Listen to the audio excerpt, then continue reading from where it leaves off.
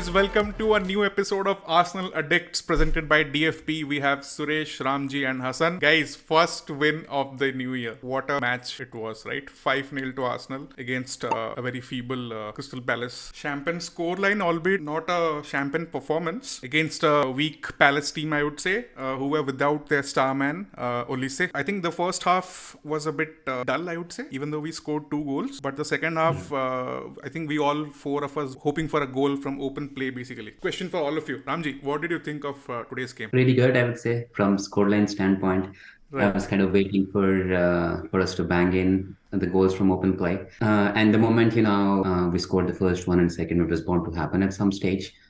I felt it was kind of difficult for us to get used to their five at the back, or maybe because the play was so slow Yeah. in the beginning.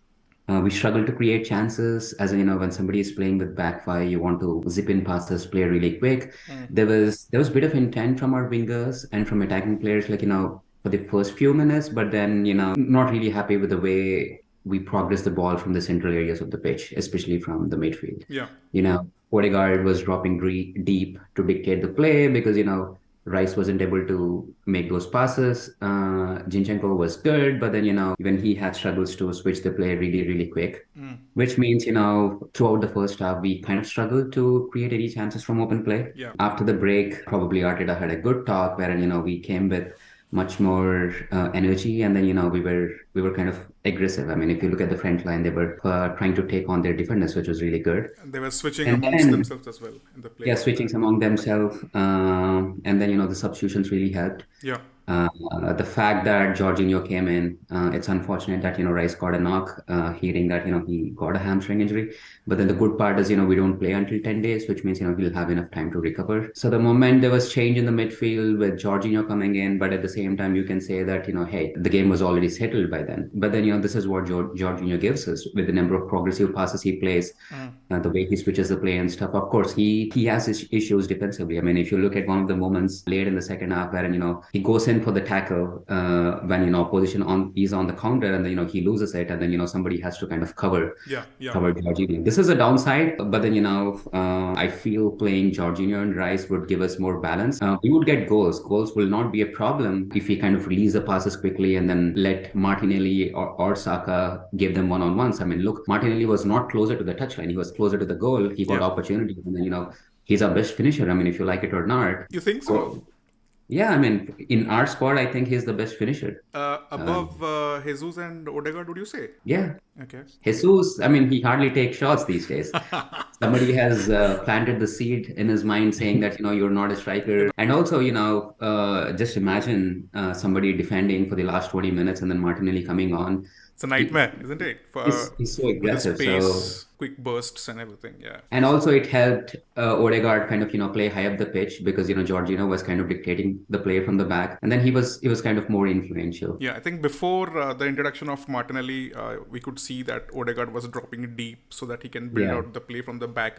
And once Jorginho and Martinelli were on, you could see that he had the freedom and the free roam dictate the play, which he was unable to do, unfortunately, in the first half. Well, TROSSARD score, I think David Raya needs that gets that credit for starting it in the first place. After post-match comments, I think my agenda for Thomas Partey strengthens more after this game, primarily because of the fact that one thing that I was watching highlights of last season during this entire 20 days, and one thing that I found when we had Thomas Partey, he was actually going centrally, he was actually making passes that were actually creating problems for the others' defensive. If you remember that Bournemouth game, for example, the Ben White goal, he went forward and he passed the ball to Nelson, who in turn assisted White. Yeah. Declan Rice, very good signing. He has solidified us defensively, but I think that aspect of the game that Thomas Partey brings with respect to through balls passes and taking the ball from the midfield and driving it towards the opposition box centrally is something that we miss. One thing that needs to be highlighted is probably because of the fact that Palace were playing with the back three and Klein was playing further up. They were playing with two wing backs, basically. Left exposed. Yeah. Klein and I think Mitchell on the other So side. Omari Riches was there at fault for the first goal, and he was marking Gabriel basically for both the goals. And Gabriel Martinelli also not scored. So on the white spaces, we exploited that particular weakness of Palace, but I think centrally we need another guy. We need Thomas Partey, Yeah. who actually comes in and adds some kind of physicality and actually presents some drive forward as well. Yeah. Suresh, you were at the game, and unfortunately, you could not. You left before Martinelli scored both the goals. How does that feel, Yeah, bro? just after I was there, like stoppage time was 6 minutes, and I was there in 3 minutes. Okay, I thought, okay, let's beat the crowd. I just left three Suresh, you minutes, know for a 2 minutes fact that before, we and score late goals time and again, so you shouldn't have missed those last few yeah, minutes. yeah, yeah. The moment I walked down, I could hear crowd going crazy. I thought, oh yeah, man, oh somebody scored, and then they're shouting again. Whoa, one more goal? No way! But first off, those like I was thinking, are you guys still in Dubai? Crazy man. Stuff literally. You could see, even though you guys say they were playing back five, spaces, um, Odegaard had a nightmare game the first half. We were shouting, "Why the hell are you dropping down?" There was zero press. Only the front three were pressing. This guy kept on drifting down and down. They look like they're not gonna score. Literally, I'm surprised it's 5-0. Seriously, first 45 minutes was so dreadful. Yeah. I think Zinchenko played really well, even though he was the one who was trying to go forward. Yeah. A couple of balls he put forward. I think one to Trossard, which he unfortunately could not control, and maybe it went out for a corner, I believe, and a couple of balls down to Saka as well. And the crowd went bonkers when I think it was a long ball to Kai Havertz in the box. He just fell down and claiming for penalty. Yeah. This guy is playing in Premier League for 5 years. Come on. So that is disgusting. Seriously, even the home crowd went bonkers. I think we are still in the danger. Yeah. The open play, it's really questionable. Yeah. The But way, especially the first half we played. yeah, I think the fluidity is still lacking, I would say. Yeah. But thankfully, Martinelli scoring that brace, hopefully it helps him regain back his confidence, and maybe he goes on to score much more goals and many more goals for us this season. I think many people felt Trossard should be starting. What did you guys basically think of the starting lineup that we had? Dropping Martinelli onto the bench and starting Trossard. That worked for us, right? Yeah, I was all right with the team news because it's important Arteta mixes things. If you see what Arteta has learned literally over this break, he wants to change the wingers. He wants to be a little unpredictable. Bang on, he brings in Trossard, right? And then if you look at how the wingers were playing, they were not actually hugging the touchline. Yeah. They were kind of trying to stay closer to the goal. Yeah. Of course, I mean things that he worked during Dubai looks like there's some changes, and then if you look at the XG we've accumulated over the last 3 4 5 games, it's like we're supposed to score 10 goals or something as per XG, but then we scored 1 or 2.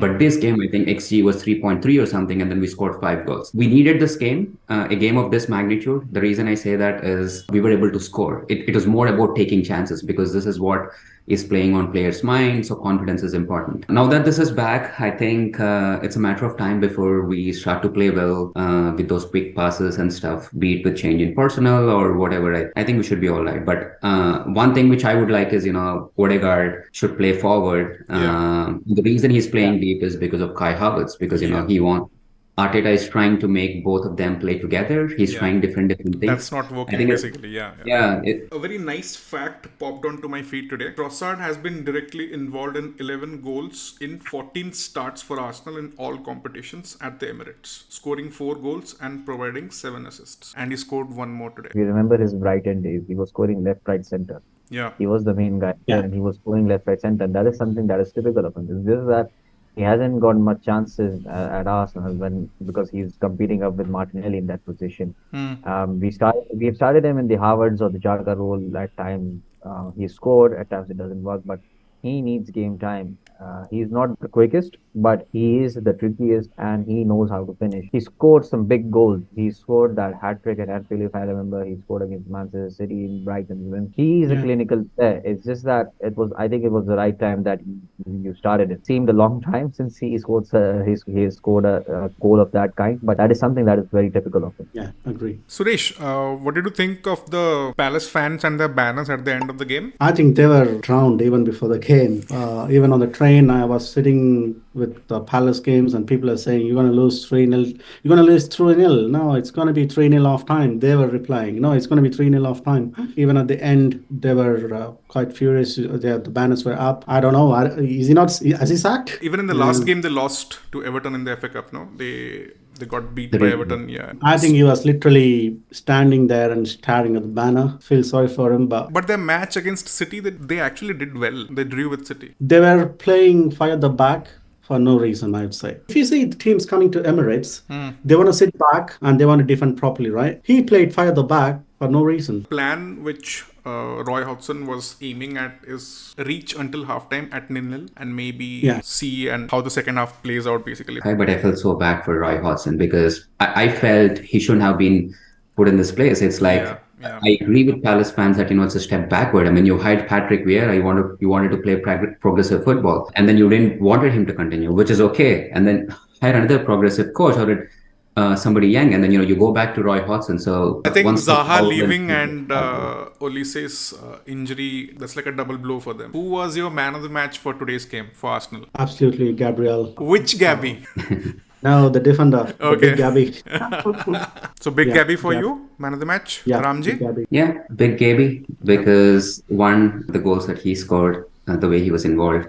And then if you remember, there was a moment in the game, probably in the first half, wherein, he was pressing so high up the pitch in our final third, and then he won the ball back. He's so strong. And then, the way Zinchenko defends, the way he gets to the midfield, which means, he has to cover two positions. He's such a strong personality. He's one of the solid reasons behind our defensive stability this season. Partnership with SALIBA has really done well this season. It's unfortunate he doesn't have a good song like SALIBA, but then, he's as good as SALIBA. Arsenal fans, if you're watching this, please come up with a nice song for Big Gabby. Man of the match for you, Hassan? Our fullbacks were very fresh today. You think Ben White had a good game today? No way. No, I would As say in, you must be watching a different game. I was actually watching some instances where he was actually going forward, he was contributing. And when Palace were pressing up high, so if you remember, there was a time when Palace actually pressured Arsenal in the first half, eventually leading to Raya having clearance fell on the feet of Jefferson Lerma. In that particular phase, he was actually helping Arsenal get the ball out of pressure as well. And Zinchenko in particular, the fullback seemed fresh after this break. Zinchenko in particular was actually good with his passes, but then again,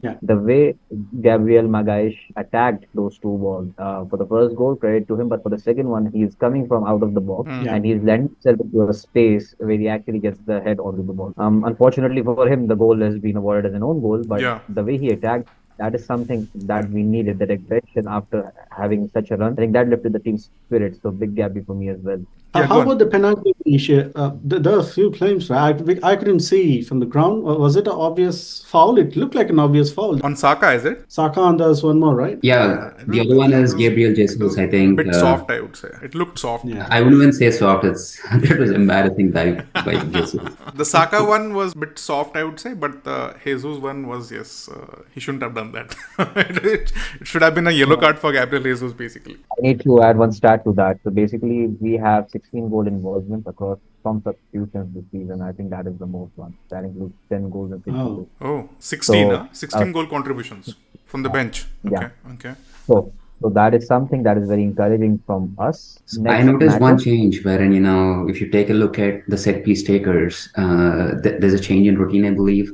As in, the crosses were really good. So Nicholas Jover deserves huge credit, because of the number of goals we scored from set pieces, and even the takers were different. So that's really good. I mean, if you notice the first two goals, they were actually analyzing it on NBC in USA. Like, TROSSARD played a huge role, and then TROSSARD was given man of the match because for both the goals, what he did was he kind of went and blocked a defender, and then we scored 2 goals. I mean, similar patterns. What did you guys think of Iesa's game today? To be honest, I don't want to be harsh. I'm never a big fan of him, but I did hope, I thought he was really good. As in, we played some really good football once the subs came in, like, with Jorginho, with Emil Smith-Rowe and Martinelli. Martinelli. I feel Martinelli and Smith-Rowe on left-hand side is a his ideal partnership. He can't be worse than Kai Havertz, no? He can't be much worse than him. So I see no point in starting Kai Havertz over ESR. I think he's fit now. I think he should start in the next game for us. Okay. So guys, that's the end of today's video. Thanks to Arsenal. They have made this weekend enjoyable for us. So if you liked the episode, please subscribe. Please comment on the video. Please do mention who was your man of the match. And take care, guys. And number 76, Ryan Walton.